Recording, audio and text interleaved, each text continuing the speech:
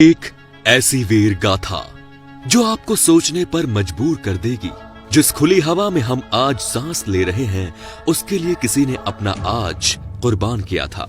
ये वीर गाथा हमें ये एहसास कराएगी, हिंदुस्तान में हिंदुवी स्वराज्य और हिंदू पातशाही की गौरवपूर्ण स्थापना करने वाले छत्रपति शिवाजी महाराज के बेटे संभाजी महाराज के जीवन को यदि 4 पंक्तियों में संजोया जाए तो यही कहा जाएगा, देश धर्म पर मिटने वाला शेर शिवा का छावा था, महापराक्रमी परम प्रतापी एक ही शंभू राजा था। संभाजी महाराज का जीवन और उनकी वीरता ऐसी थी कि उनका नाम लेते ही औरंगजेब के साथ तमाम मुगल सेना थर्राने लगती थी। छत्रपति संभाजी महाराज के घोड़े की टाप सुनते ही मुगल सैनिकों के हाथों से अस्त्र शस्त्र छूटकर गिरने लगते थे। यही कारण था कि छत्रपति शिवाजी महाराज की मृत्यु के बाद संभाजी महाराज ने हिंदवी साम्राज्य को अक्षुण्ण रखा था। वैसे शूरता वीरता के साथ निडरता का वरदान भी संभाजी महाराज को मानो अपने पिता शिवाजी महाराज से विरासत में मिला। राजपूत वीर राजा जयसिंह के कहने पर उन पर भरोसा रखते हुए जब छत्रपति शिवाजी महाराज औरंगजेब से मिलने आगरा पहुंचे तो दूर दृष्टि रखते हुए वे अपने पुत्र संभाजी महाराज को भी अपने साथ लेकर पहुंचे थे। कपट के चलते औरंगजेब ने शिवाजी को कैद कर लिया था और दोनों पिता पुत्र को तय खाने में बंद कर दिया। फिर भी शिवाजी ने कूटनीति के चलते औरंगजेब से अपनी रिहाई करवा दी। उस समय संभाजी महाराज अपने पिता के साथ रिहाई के साक्षी बन गए। संभाजी महाराज का औरंगजेब के छल कपट की नीति से बचपन में जो वास्ता पड़ा, दुर्भाग्यवश वो जीवन के अंत तक बना रहा और यही इतिहास बन गया। छत्रपति शिवाजी की रक्षा नीति के अनुसार उनके राज्य का किला जीतने की लड़ाई लड़ने के लिए मुगलों को कम से कम 1 वर्ष तक अवश्य जूझना पड़ा। औरंगजेब तो जानता था कि इस हिसाब से सभी किले जीतने के लिए 360 वर्ष लग जाएंगे। शिवाजी के बाद संभाजी महाराज की वीरता भी औरंगजेब के लिए अचरता का कारण बनी रही।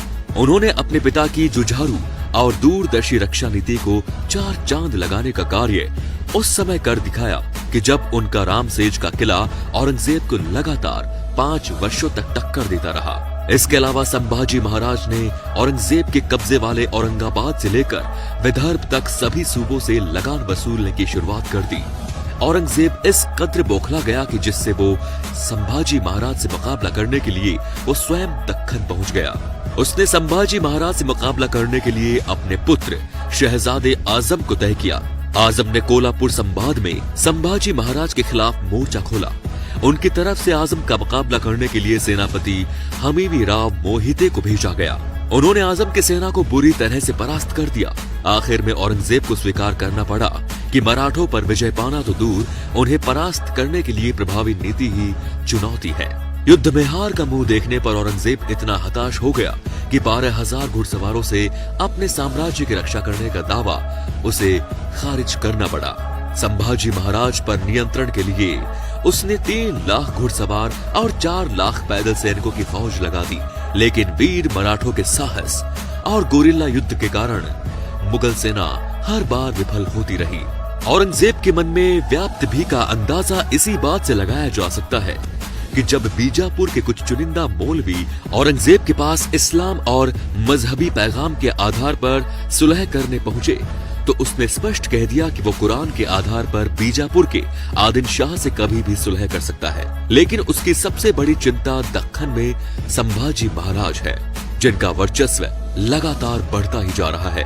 औरंगजेब ने बार बार पराजय के बाद भी संभाजी महाराज से युद्ध जारी रखा। इसी दौरान कोंकण संभाग के समेश्वर के निकट संभाजी महाराज के 400 सैनिकों को मुरकर बखान के 3000 सैनिकों ने घेर लिया और उनके बीच भीषण युद्ध छिड़ गया। इस युद्ध के बाद राजधानी रायगढ़ में जाने के इरादे से संभाजी महाराज अपने जाबाज सैनिकों को लेकर बड़ी संख्या में मुगल सेना पर टूट पड़े।